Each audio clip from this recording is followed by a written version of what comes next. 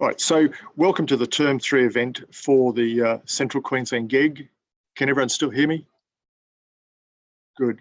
For 2019. So we've got a range of teachers, not as many as we'd hoped, not as many as we had for our Term 1 event, but still, hopefully there'll be something for everyone in this session.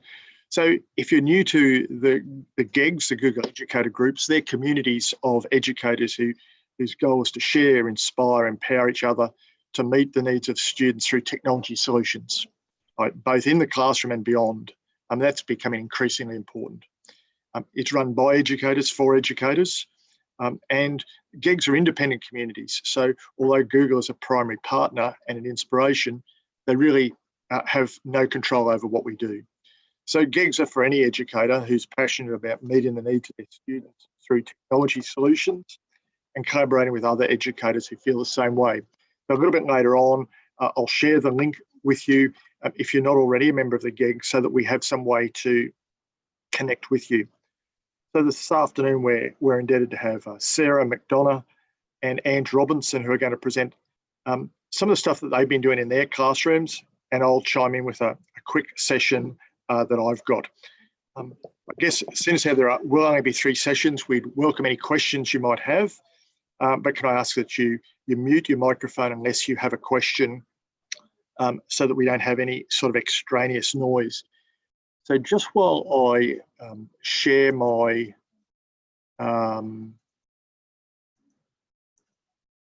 screen, give Sara some control. I'm going to make Sara a co-host. So first up, we've got Sara McDonough from Chanel College. She'll be showing us about QR codes and learning stations and question trails. So Sara, if you'd like to tell us about the classes you teach, and then jump right in and show us what you've been doing with QR codes. Paul, can you hear me?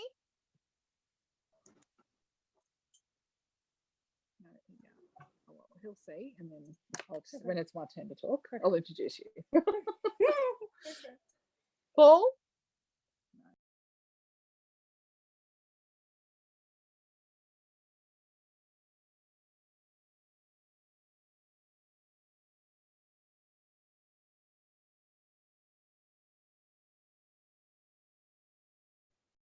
I think. And you're right. Oh no, we can't hear you. No, hi. I was just going to introduce my teaching partner who's joined me. Hello. Can you hear me? Oh, yes. Yeah. Hi. This is Nadine, so she's joining us too. Hi. Hello. How are you? Good. How are you? Pretty well, thanks. Oh, that's good. We just had a torrential rain. Yeah, we just had a really freak rain couple. I'll mute us and we'll listen to you. Okay. So hi, my name's Sara McDonough. I teach at Chanel College. This is my 6th Sara, are you right to get cracking? Oh, yeah. Okay, so you'll need to unmute. And if you can just tell us about the classes you teach, and then launch into what you're going to do. You can unmute yours. No, mine doesn't have volume. Oh no, can I talk through mine? Yeah, I think so. Okay. Yeah. All right, so you mute yours. Yeah. So you can look here and maybe speak here. So I'll mute mine. Yeah. And then I'll mute.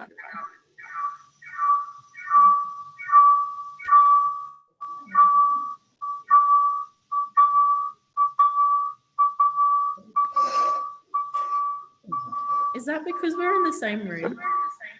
Yeah, it's because you're in the same room. You'll have to keep one of the devices completely muted. Okay. Okay, how's that? That sounds a lot better. But so Priya will have to turn off her microphone. My microphone is already mute. Okay. One of you will have to mute your speakers as well if you're in the same room. Okay. How's that? That's better. Okay. So hi, my name's Sara McDonough. I teach at Chanel College in Gladstone. This is my 6th year of teaching, and I teach in the English and Humanities department, particularly with leader studies. So I have to get my split screen. This is my next problem. Is that working?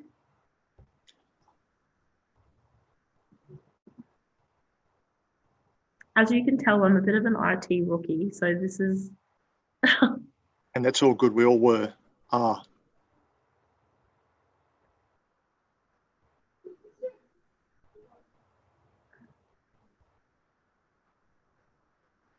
you can just minimize it. No, just minimize this one. And then, oh, that's, Sorry. you can close. Oh, yours is very tough sensitive. So we have to split this screen. So you're going down to the screen, the green share button there, Sarah. Did someone else want to go first? My computer is not playing All right. nice with Give me. you a bit of an opportunity there. So we'll just see whether we can make Ange a co-host, see whether Ange is right to go.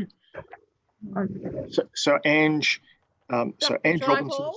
you're right to go. Well, I'll do the share content thing and see how it goes. All right. So Ange Robinson is from St Patrick's in Bundaberg.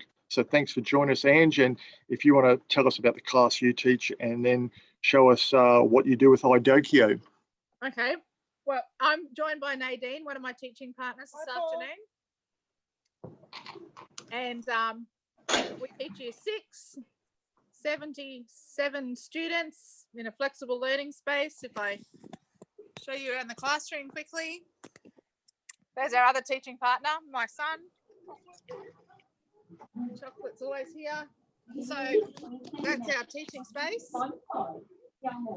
And we teach everything, of course, except for dance. We don't teach dance. So I thought, I really wasn't sure what to share, what people want or know. We dabble in lots of technology. So I thought I'd share the electronic mark book I've been using for a long time now. And we use as a team. So I'm going to try and share my iPad screen. Not like that. So Paul.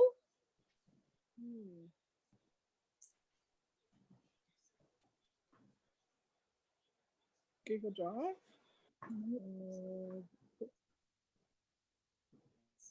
Record to record. No. Share content. So you think screen and then go Zoom. yeah and start broadcast.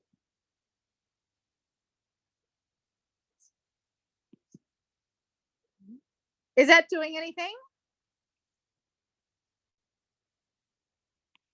Can anyone hear us? Yeah, we can see your iPad now. Did my screen?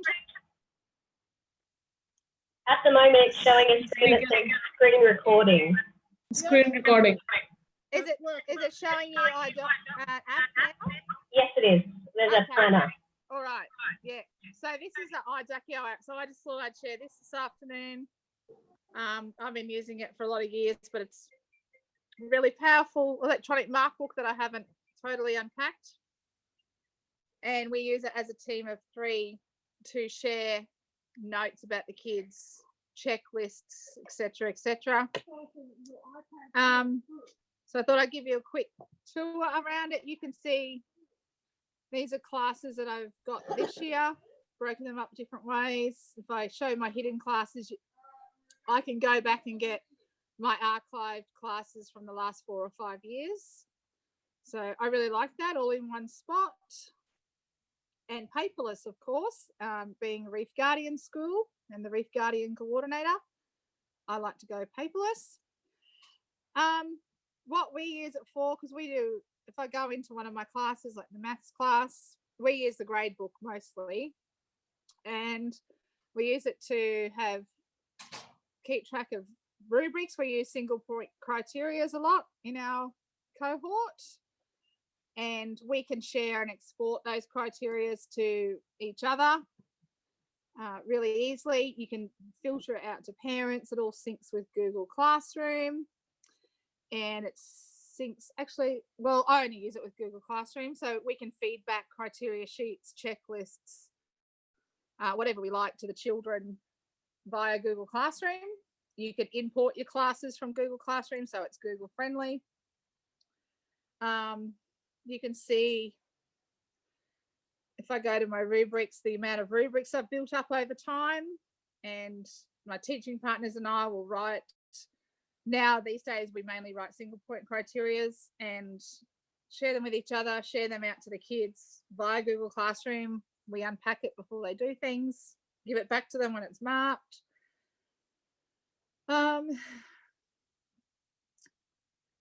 It's got some really good features. I don't do a lot of scores out of 100, convert that to a percentage, etc., etc. But it's got a lot of features that do that. So if I was to go, and I might add a tab to this class, a fake one, play, I'll call it play. And you can see that there. You can add all sorts of columns. I can add all sorts of columns, do all sorts of criteria. So play one, and there's all sorts of ways you can edit your text, edit your columns, calculate your columns, put all sorts of parameters in yourself, all sorts of grade conversions, time results, grades that are matched to color, etc., etc. And I'll cancel that. Put all sorts of formulas in if you want to keep track of quantities or scores over time. It does averages, everything, gives you a mode and a medium and a, you name it, it does it. There's lots and lots and lots of information and lots of things features. You can go and learn about it. Features is the word I'm after. Yeah. Heaps of features that you can go and look for. And it'll have it. Every time there's an update, there's some really cool stuff. I love that I can share it with my teaching partners, and we're all paperless, and we're easily, you can add photos. So if I go to a hidden class, I think, last year, the year before, we can, like, we've had a project, we do project-based learning in here. So we've had kids doing presentations. We're snapping a quick video through iDocuo, annotating notes all over that. And it's time stating it, stamping it, etc. We can then assign that and match that to the rubric and the grade right then and there. It's all just nice little neat package in one spot.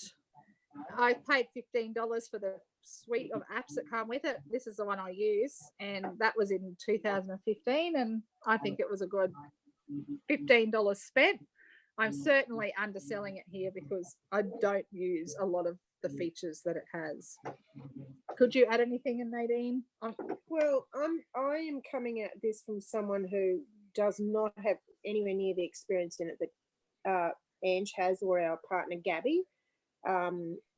So I've had a very steep learning curve in a very short span of time. My advice to you is, and Ange keeps saying, we've only just scratched the surface of what this app can do. So I've started out very, very simply. I like very much the idea of the single point criteria sheet.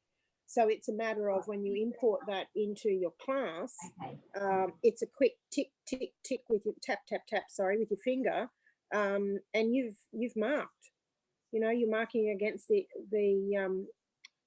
decided upon rubric, which is obviously a Cara base for most of the time.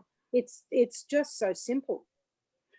Don't ask me to set one up necessarily. That I'm still learning, but yeah, once I'm up and going, I'm not too bad. It has features with, you know, you could full blowout seating plans. I know some high schools use seating plans, so planners, schedules. Yes, and actually one feature we do use a fair bit of is random selector, and I'm about to run a Reef Guardian competition, and so we can have like a paperless raffle. So I've set this class up, our Reef Guardian students are going to go around and award kids for minimal packaging in their lunchbox. And they're going to do that by adding their name to a Google Sheet that I've shared with them. So they're using their own devices. I can then import that Google Sheet, that list of names, into iDocio, and I'm just going to use random picker. So you can see the button up there, and I'll use it where I've got a class. So I've got a class here, random picker. So I'm using the random picker we use a fair bit because a lot of our PBL teams are randomly chosen. We never let the students choose their project-based learning teams. We choose them and mold them, or we do it with the students randomly. So I'll be using the random picker. I quite like that feature. I'll use it a bit just to even help with that. It's just like a paperless version of the pull the paddle pop stick out, the Dylan Willems strategy. Anyway, I think I've got over my 5 minutes. I am trying to come back to the camera. No, that'll come back in time. Have Good I done job. that? Yep, that's all good. You're back. Yeah. So if you're looking to go paperless, I recommend that Markbook. There's lots to do and unpack, and it's been easy to share it amongst the 3 of us as a team. You know, we share stuff from home because you can export everywhere, and it's Google Classroom friendly and Google Apps friendly. That's terrific, Ange. And Nadine, thank you very much. Jan, just a quick question. So you said you paid for some extras. Is iDocio free or is it a paid app? It's a paid app. Okay. Yeah. Right. And do you know what its current price would be? No, sorry. No, that's all good. But it sounds like it's been a good investment for you. I don't pay for apps very easily at all. And I'm happy I paid for that one. And every year I learn more about it. All right. Yeah. That's terrific. So thanks for sharing that. So a few minutes ago when we saw Sara, she was actually smiling. So I'm guessing that might mean she's right to go. So if you'd like to unmute Sara, please. And if you're right to go, just take us away. All right. Can you hear me? We can hear you. Okay. Let's give this a crack, shall we? Share.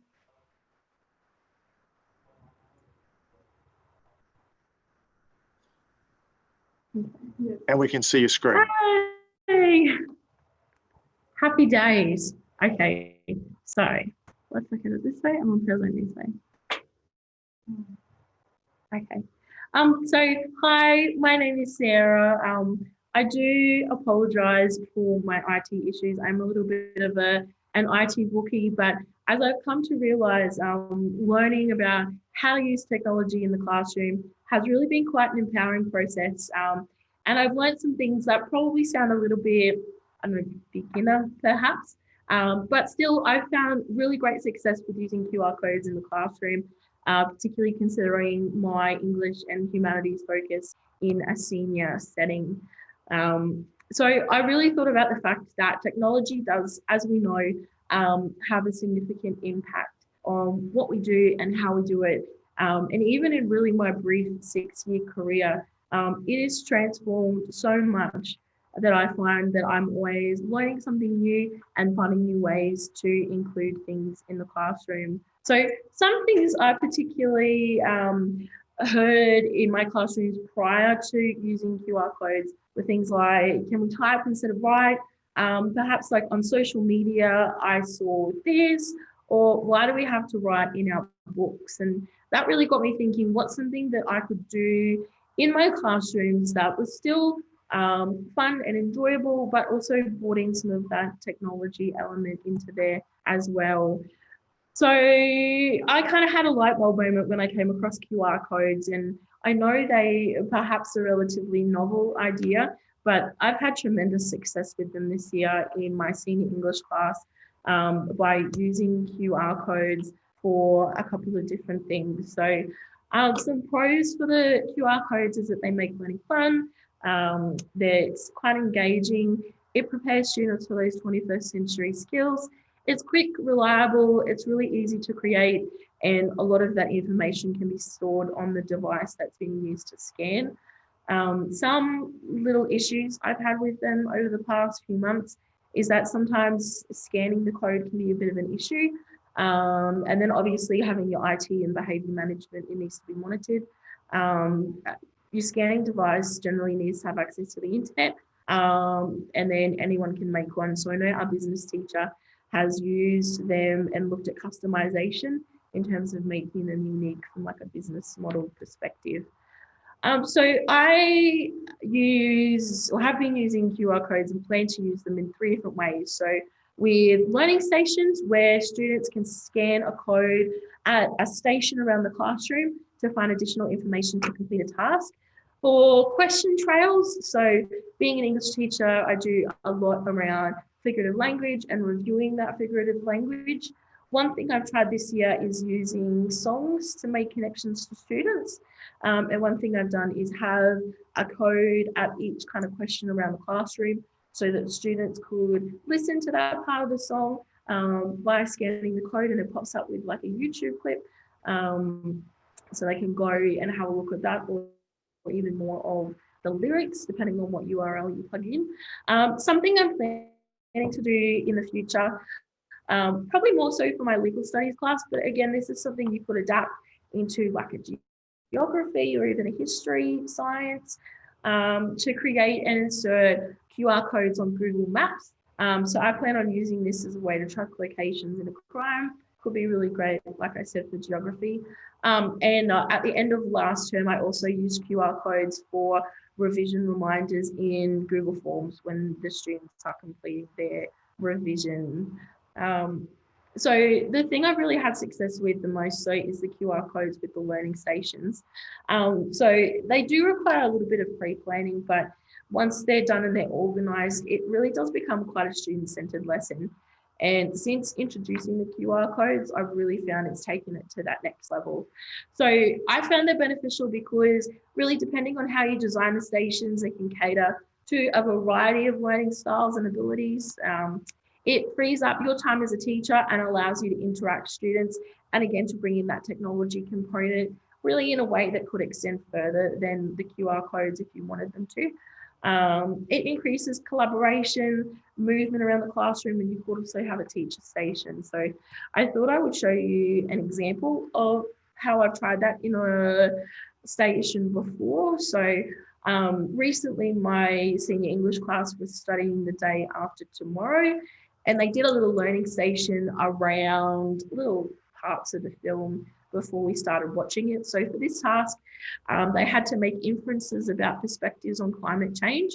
The students brought in their mobile phones to scan the code, and then they had just a single page A4 recording sheet, and then they moved around the room with their phones and that A4 sheet to record. So kind of digitalized the process. Another example was when they did a cover analysis for the film. So again, they move around to the station, read the instructions, scan the code, and then record in their recording sheet. So I'm sure that there are plenty of other technologies out there that are really great for scanning a QR code and making a QR code. One I found has been really good on Google Chrome is the QR code extension. So it allows you to make QR codes pretty much straight from the website that students are working with. So I use that one for the students' Chromebooks, but if they're working off a smartphone, barcode, quick scan, Neo Reader, scans QR code, Reader, Zapper, and Scan are all free applications that can be used for a smartphone. Again, I'm sure there's plenty of other ways that and plenty of other resources you can use to create a QR code. I really like this one, the QR code generator. Quite simply, you can insert the link to a URL. You can insert text and email, SMS, Facebook link, PDF, MP3, anything that will take you to an app store, images. I just find this one works for me, but it's really been quite a trial and error process to see what works, and my students have been really receptive to the QR codes. So yeah, it's been quite a success. That's it from me.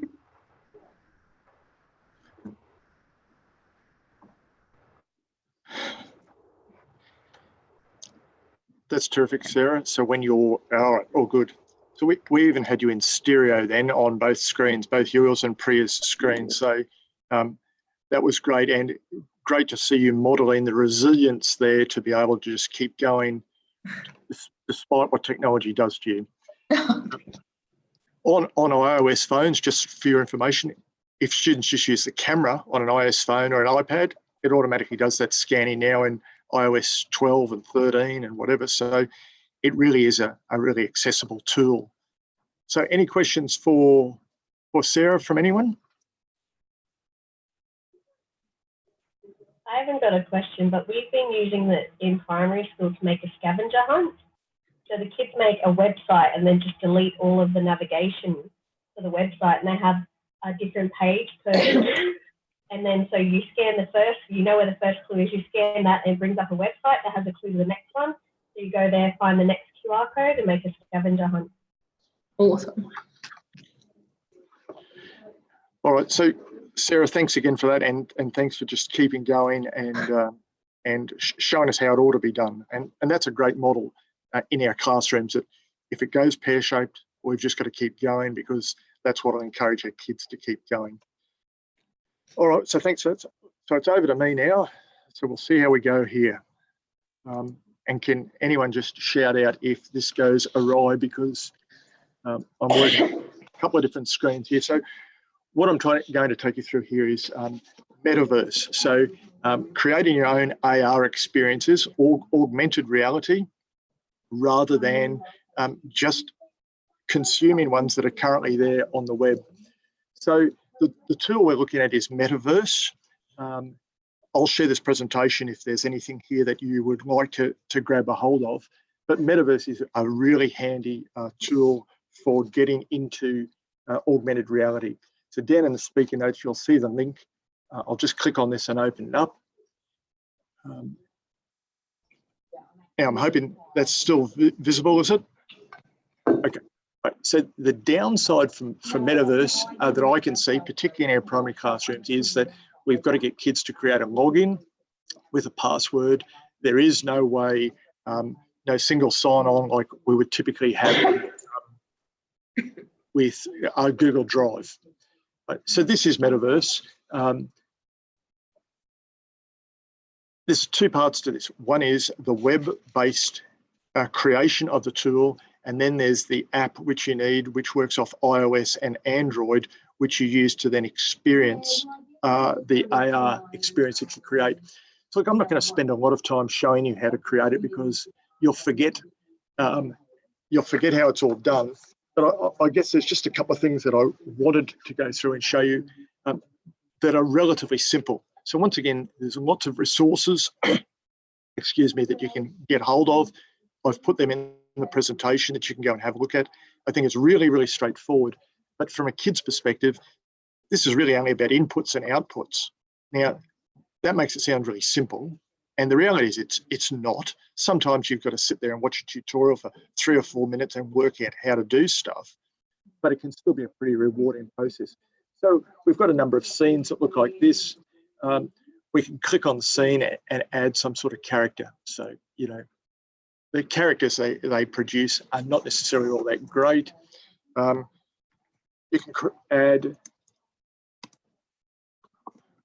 can add some text here, create an AR app.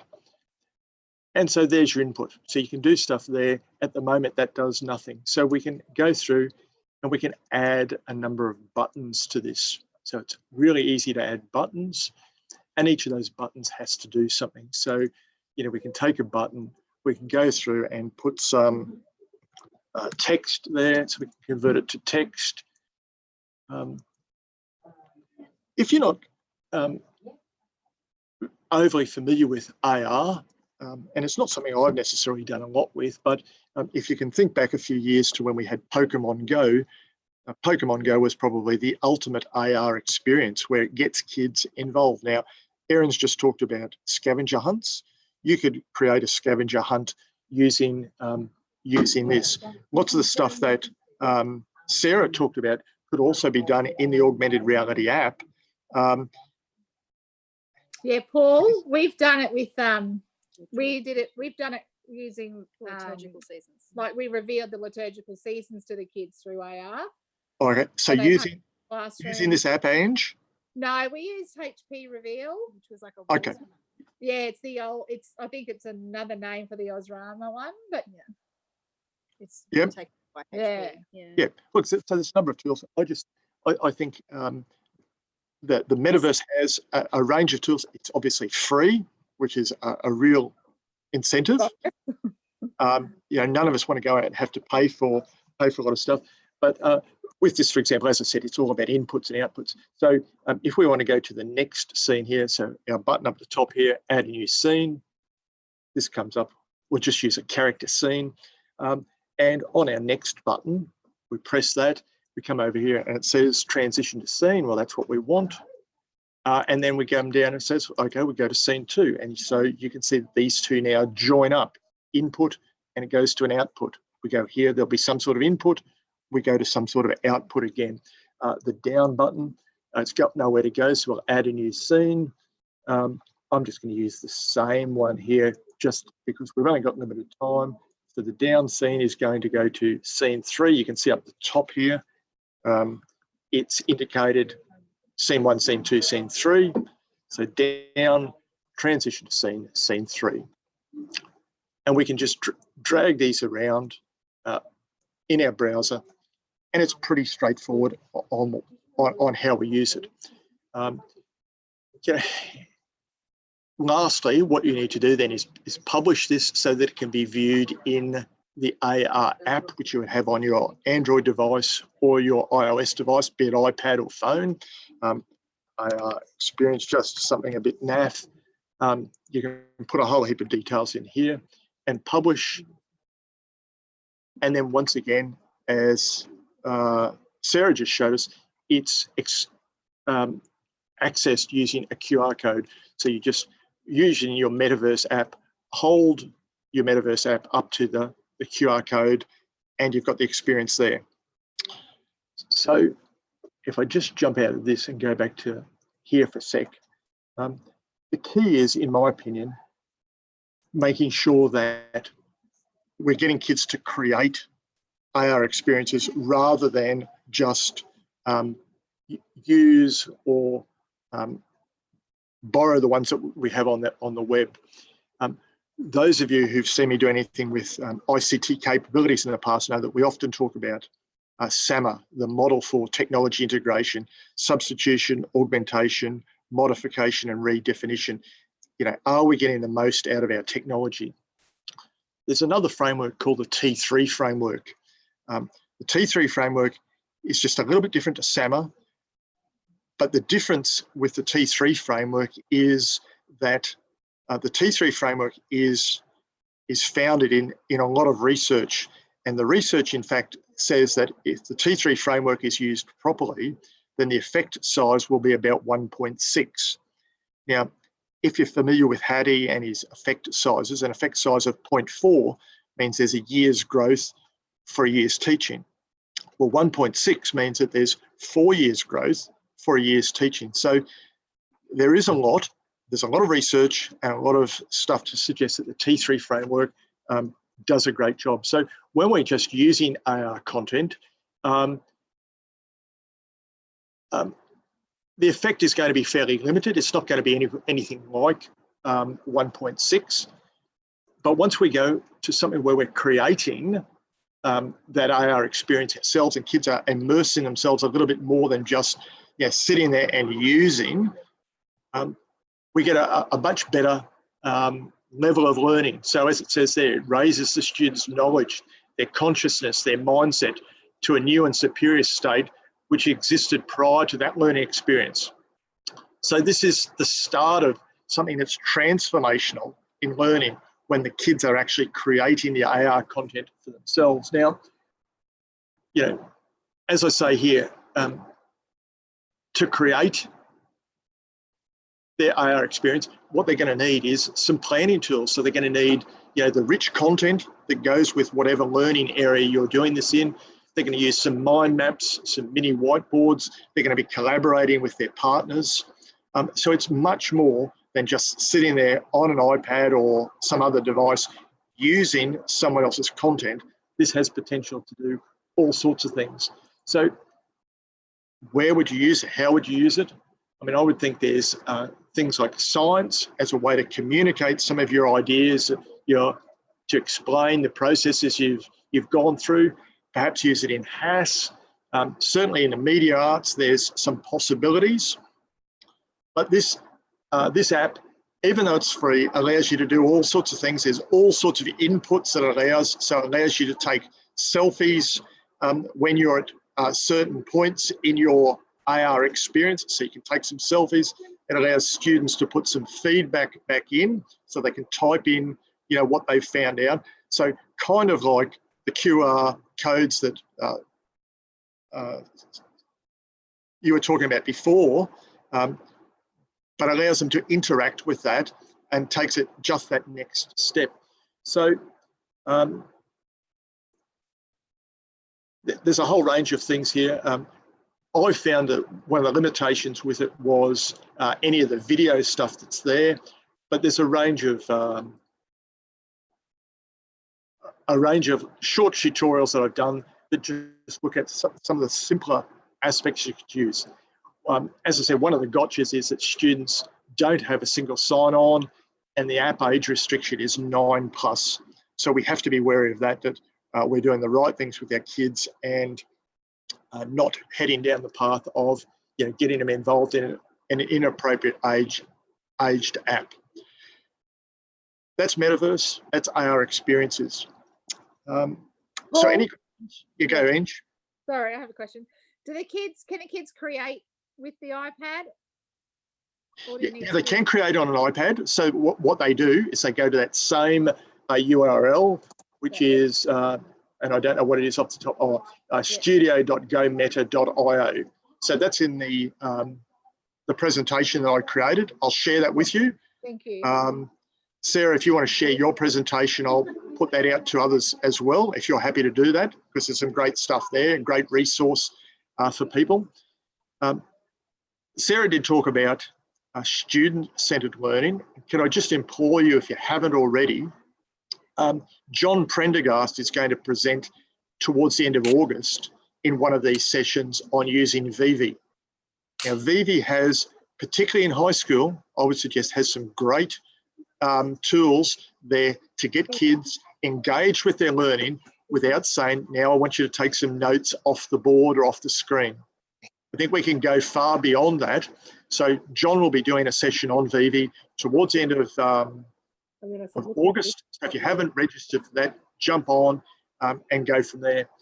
But the other thing I would just implore you, and I will put it out there in the presentation, is if you haven't joined the GEG, if you just take a second, it's a little bit old school since they shut down Google Plus network for us.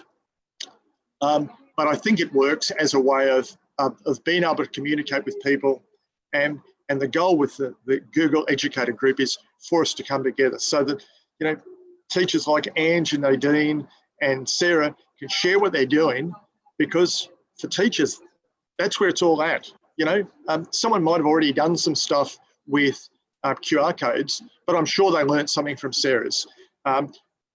iDocio, I've heard of it before, but never looked at it. So now I'll be more inclined to go and have a look at it, seeing what Ange and Nadine and the other grade 6 teachers are doing with it down there at St. Pat's.